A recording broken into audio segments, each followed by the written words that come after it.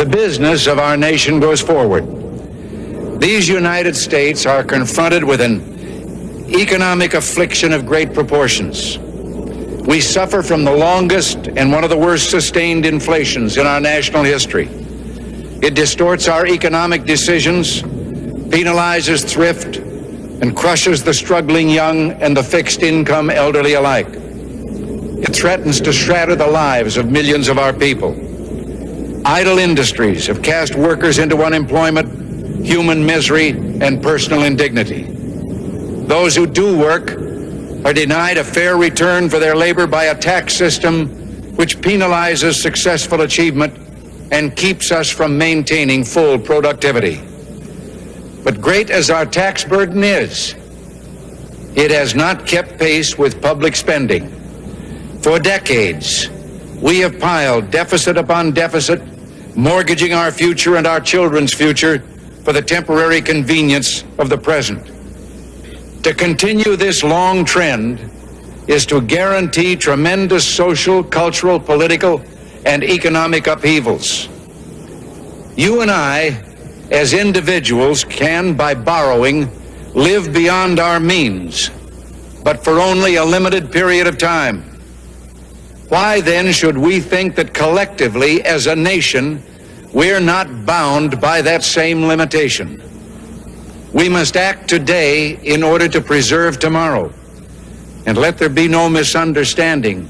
We're going to begin to act beginning today.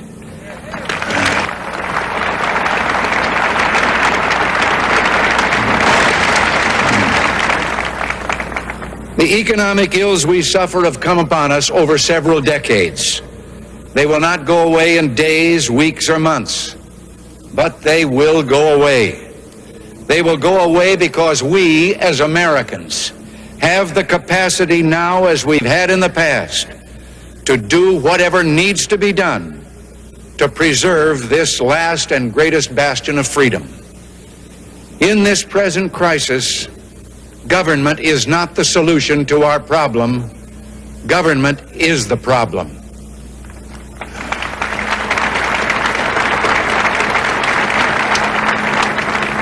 From time to time, we've been tempted to believe that society has become too complex to be managed by self-rule, that government by an elite group is superior to government for, by, and of the people. Well, if no one among us is capable of governing himself, then who among us has the capacity to govern someone else? All of us together, in and out of government, must bear the burden. The solutions we seek must be equitable, with no one group singled out to pay a higher price. We hear much of special interest groups. Well, our concern must be for a special interest group that has been too long neglected. It knows no sectional boundaries or ethnic and racial divisions, and it crosses political party lines.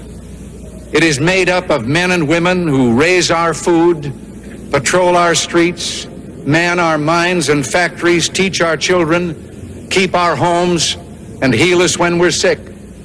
Professionals, industrialists, shopkeepers, clerks, cabbies, and truck drivers. They are, in short, we the people. This breed called Americans.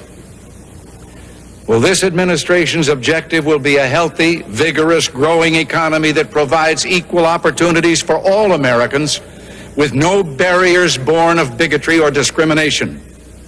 Putting America back to work means putting all Americans back to work. Ending inflation means freeing all Americans from the terror of runaway living costs. All must share in the productive work of this new beginning, and all must share in the bounty of a revived economy.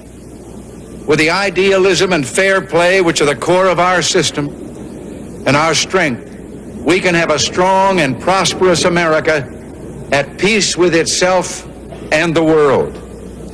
So as we begin, let us take inventory.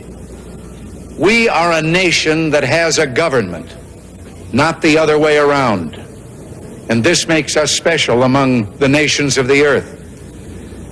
Our government has no power except that granted it by the people. It is time to check and reverse the growth of government, which shows signs of having grown beyond the consent of the governed. The earth just cannot handle the sheer number of humans who live here. Something has to give.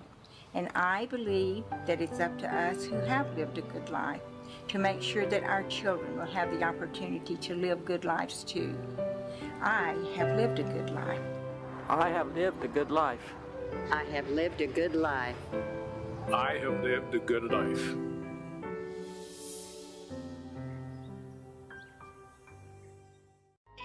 A new world order, a new world order, a new world order of love.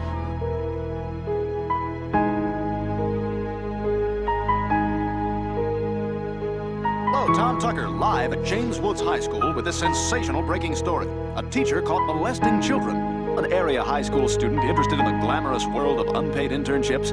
If so, we'd like to invite you to try out for Channel 5's Young Anchor program. Oh, wow! Call us now. Yeah! Channel 5 is not responsible for anyone burned, maimed, impaled, or molested during actual internship. School children washing cars to raise money for charity. Is there anything more arousing?